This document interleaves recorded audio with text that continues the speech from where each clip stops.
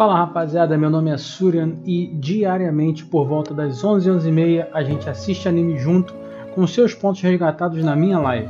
Ou seja, você tem aquele anime que você gostaria de ver com alguém, mas não tem ninguém para ver, ou você tem um anime para ver há muito tempo e acaba não vendo, vem pra minha live, a gente vai ver junto o seu anime, você resgatando os pontos. Então todo dia por volta de umas 11h30 a gente está online e a gente assiste. É só entrar na fila e assistir junto. A galera tem curtido. E hoje a gente vai falar um pouco sobre um anime que eu já encerrei, que é Modal Zushi, né?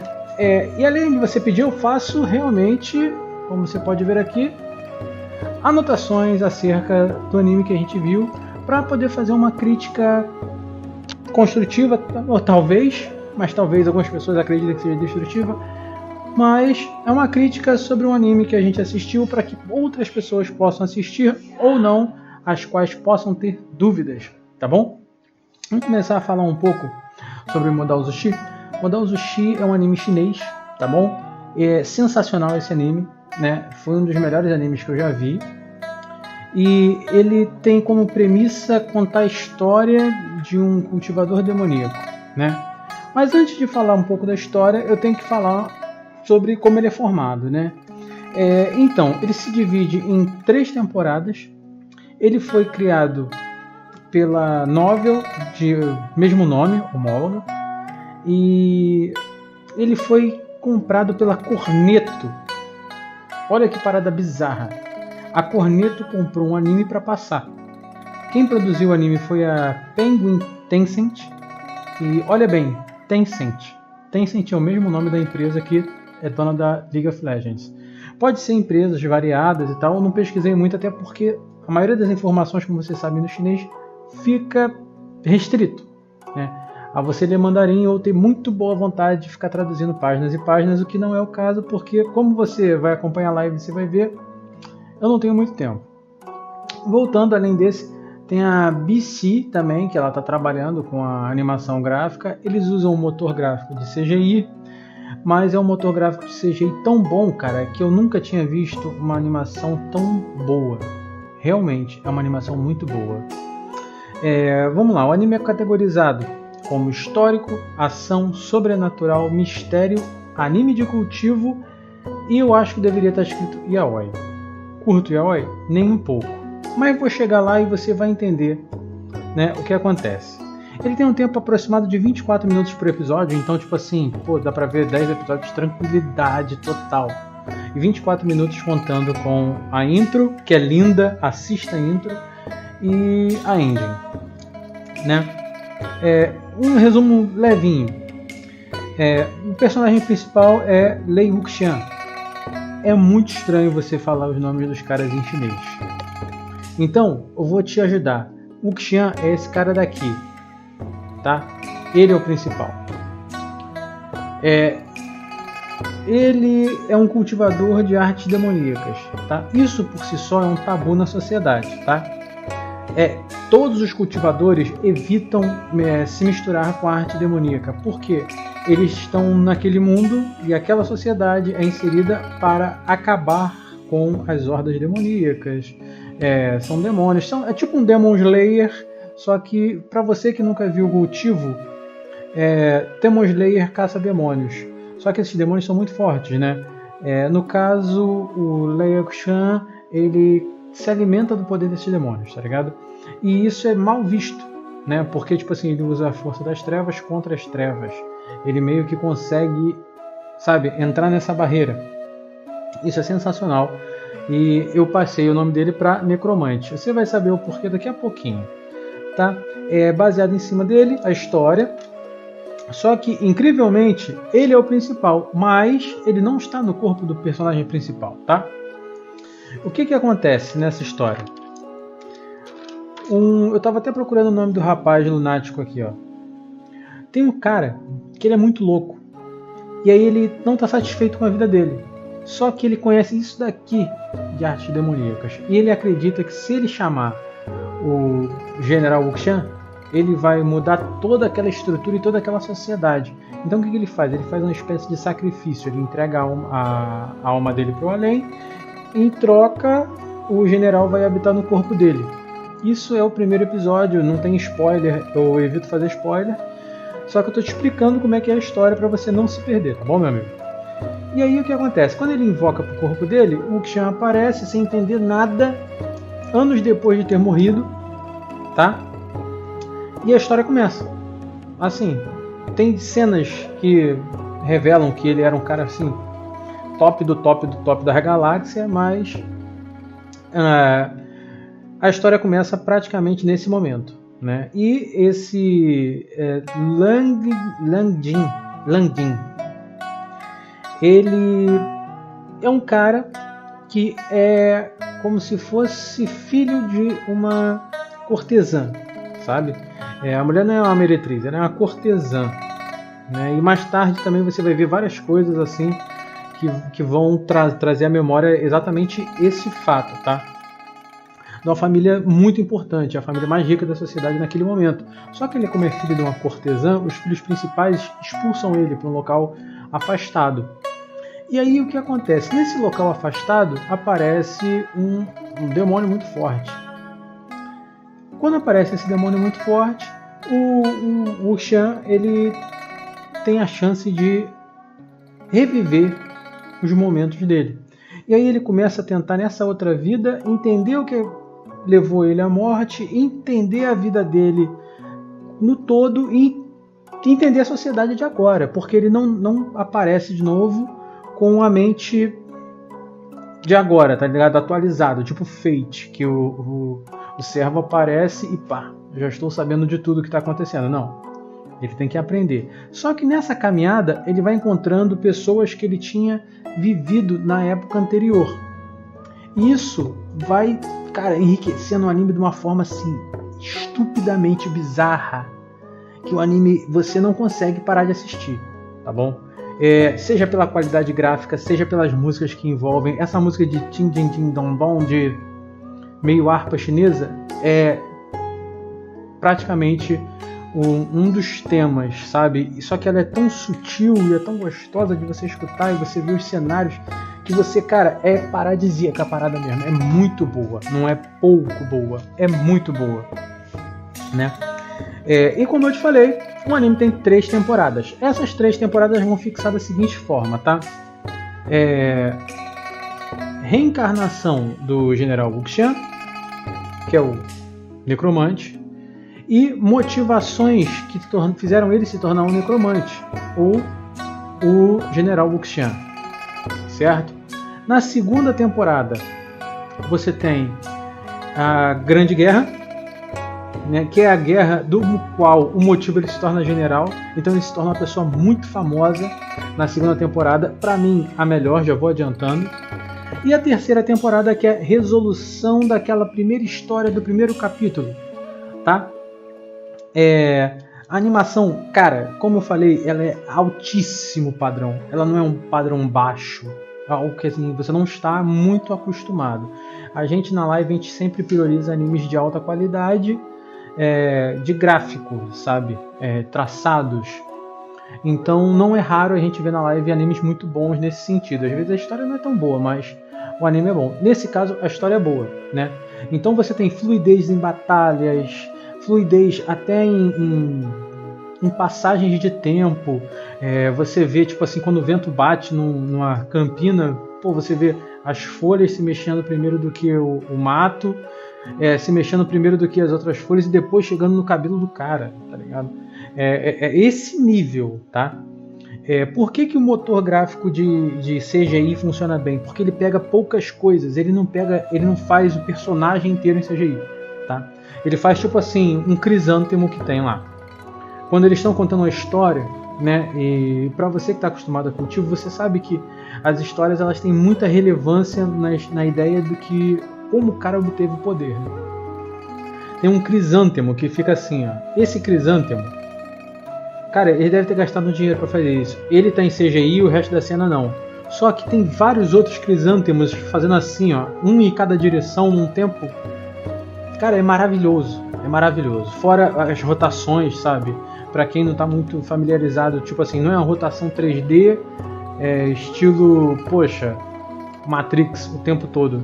Mas você tem uma rotação estilo Matrix, que é fluida, sabe? É como se você estivesse vendo um negócio em, sei lá, 60 FPS, 120 FPS. Um negócio assim muito bom. A gente assistiu na live ele em 4K. Indico você assistir em 4K. É um anime tão bom que os japoneses pegaram ele e fizeram uma dublagem em japonês, para você ter essa noção.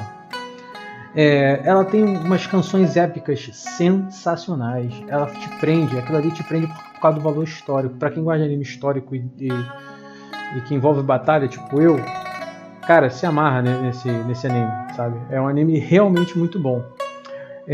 Com relação ao desenvolvimento da temporada, né? Eu vou te explicar isso agora porque é bem importante você entender antes de você sair se aventurando, né? A primeira temporada, ela só vai ter para mim um pequeno defeito. Quando o personagem principal deixa de ser o Liang Jin para ser o general necromante, ou seja, deixa de ser o maluco para ser o necromante, tem um negócio uma coisa assim muito efêmera para mostrar que mudou. Eles têm a mesma cara. E no episódio 3 vai acontecer, eu já tô te falando isso para você não se perder, tá? Mas durante alguns segundos ele é um e depois ele é o outro, e aí a história começa na vida do outro que você não te esperava. Isso pode te embolar um pouco, você demora meio episódio pra... O que tá rolando? Caraca, o que tá rolando? Os personagens são muito parecidos, sabe? O ponto negativo é só esse episódio. E começa a contar a história do general. Já tô te adiantando isso, pra você não se perder, tá? A segunda temporada pra mim é o auge. Pra mim a segunda temporada não tem o que reclamar. A música é boa, o desenvolvimento dos episódios são bons. Os episódios sempre acabam assim, caraca, o que vai acontecer? Sabe, estilo Netflix. É assim que acaba. A animação é fluida, boa, CGI bom. Muitas coisas são explicadas na segunda temporada. O poder dele é explicado na segunda temporada. Da onde veio o nome de necromante, como o poder dele é baseado, por que existe ódio contra ele, que você vê na primeira temporada. Tudo isso aparece na segunda temporada, é entregue para você de uma forma assim, numa bandeja de ouro, tá ligado? A segunda temporada é sensacional. Ela traz satisfação de você ver, porque mesmo o diálogo sendo em chinês, você se preocupa em entender, sabe? Se você assistir em japonês, eu acho que ainda vai ser mais gratificante, né?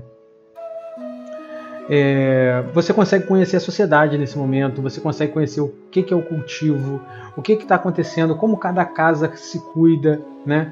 Aliás, você tem 5 grandes casas, né? Você tem o azul, que é uma família, você tem o amarelo térreo, que é meio mostarda, que é outra família, você tem o vermelho e branco, que é outra família, você tem o, acho que verde e o amarelo. São 5 famílias no total, tá? Verde não, perdão, roxo e amarelo, tá? E isso tudo é demonstrado para você, e tipo, é bem esmiuçado, você consegue analisar um a um, lógico, né? E depois eu vou ter que comentar isso. A terceira temporada, para mim, ela tem um declínio nos episódios, porque todo anime, quando vai acabar, eles precisam dar aquela puxada de freio de mão. Por quê? Não sei, mas acho que eles não cronometram certinho. Então essa puxada de freio de mão, ela é dada de uma forma errada e para agradar o público que leu a novel, né? Se não me engano, além da novel tem um live action, né? Live action também não tem muitos casos de yaoi. O que acontece? A primeira e segunda temporada é retratada como uma amizade muito grande dos dois, tá? Mas se você já viu algum dorama, se você já viu algum romancezinho coreano, chinês, japonês, que seja, você entende o que está rolando ali. E muito tempo da terceira temporada é perdido para forçar uma relação que eles precisavam mostrar nas outras temporadas entre o personagem principal e o coadjuvante. Isso dá uma brochada sensacional. Não só porque eu não gosto, mas porque eles tiram o foco da história durante, sei lá, 5 episódios. Tá ligado? Durante 5 episódios você pode meio que tirar ou pular cenas porque fica chato. É uma situação assim, chega a dar vergonha alheia se você assistir e Tom repassar pra você explicar ela o que você tá vendo, tá ligado? Não tem agarração, não tem nada, mas é um romance tão bobo, tão, sabe, poderia ter sido tirado ou ter sido mostrado desde o início, depende. Se você curte, ótimo. Eu não curto, tá ligado? Eu não vi por esse motivo. Mas já tenho que deixar isso pra você, já estou deixando essa letra porque me incomodou, tá? E bastante, porque aparecem personagens novos, literalmente novos na segunda temporada, que eles não são abordados. Simplesmente você não consegue nem lembrar o nome do cara, mas o cara tem uma importância assim, sensacional na história. Entende? Tipo assim, o cara aparece no terceiro episódio da terceira temporada. Ele vai ser o mais importante no sexto. Só que do terceiro ao sexto você teve um romance bobo onde, cara, você prendeu a mão, daí ficou um andando amarradinho assim com o outro. Cara, é vergonhoso. Realmente é vergonhoso, tá? Não é um gênero que eu curto, tá ligado? Nem Yaoi nem Yuri, então não é por você está sendo isso. Não é um gênero que eu curto.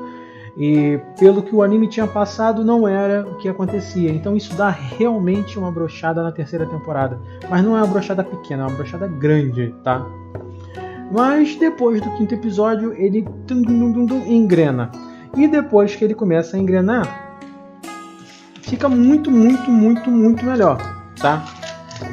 O que acontece? As lives não são politicamente corretas e o comentário que eu estou fazendo não é politicamente correto. Se você curte o gênero yaoi, porra, parabéns pra você. Eu não curto e eu acho que isso enfraqueceu a obra. Mas a novel, o Suryan, tem.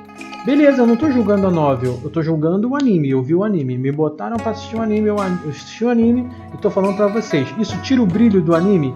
Nem um pouco. É tipo assim, ele poderia ser 10, mas ele foi 9. É mais ou menos essa a ideia mesmo, sabe?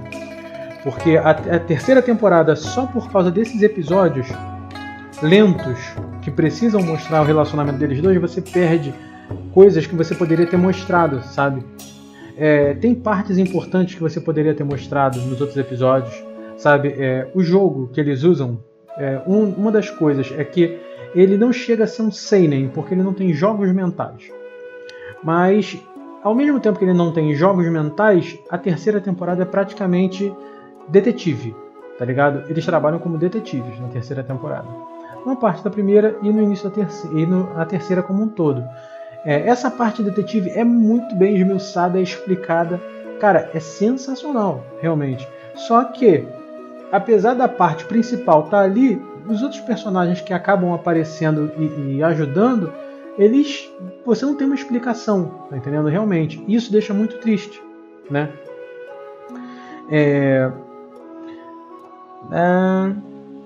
Como eu falei, não tira o brilho. As lutas são realmente muito mais espaçadas de episódio a episódio, tá? Você não tem mais flashbacks na terceira temporada, então isso desacelera muito a terceira temporada, mas você precisa assistir porque é a grande conclusão. E a terceira temporada que realmente fecha, né? Porque é um arco só, na real. Pontos negativos da obra. Além desse espectro yaoi que aparece, que eu já falei para vocês da terceira temporada, né? O outro ponto negativo dessa série inteira é a barreira linguística, tá? Então, por vezes em chinês, se você não estiver acostumado a ver um anime chinês, você simplesmente vai flopar, vai dropar ele e é isso, porque eles ficam e às vezes isso significa sim.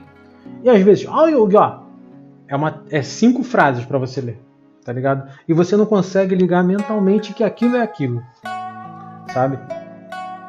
Já é aviso pra live, mas vai ter live. E tirando esses dois aspectos, cara, esse anime pra mim ele foi um dos melhores animes que eu já assisti, tá? Então eu recomendo que você assista Modal Zushi, né? Vou deixar o nome aqui embaixo. Tem locais que você consegue acessar que você vai conseguir pegar em 4K, né?